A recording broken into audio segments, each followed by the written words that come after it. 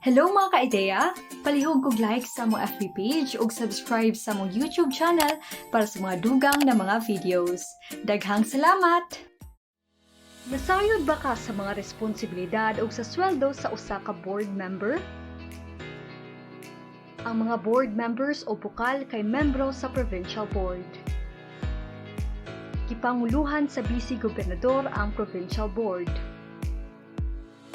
Ang sweldo sa usa ka board member kay magdepende kung unsa nga class o income classification ang nahisakop sa probinsya nga iyang gialagaran. Pananglitan, ang Bulacan o Iloilo kay first class nga probinsya ug adunay salary grade 27. Huna-huna aha nga ilang sweldo kay mokantidad og 128 to 144,000 kada bulan. Ang labing ubos nga mga klase sa probinsya kay naa sa 75% nga salary grade 27 o 96 to 101,000 matag bulan. Wow, nindot gihapon!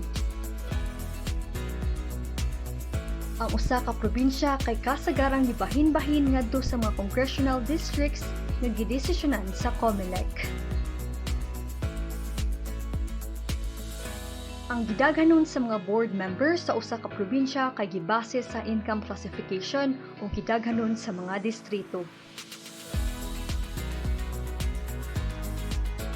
Pananglitan, ang usa ka first class province sama sa Bulacan o Iloilo kay adunay napulo ka napili nga board members. Ang provincial board mao ang mag-issue og prangkisa o permit sa probinsya.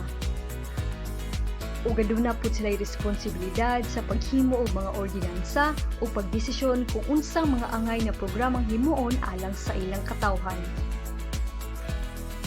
Ikaw, aduna ba kay ideya na gusto nimo i-flex para sa provincial board sa inyong probinsya? Imong ideya, i-flex na! Kaya tanang kabag-uhan kay nagsugod sa usa ka ideya. Bisitaha ang ideaph.com.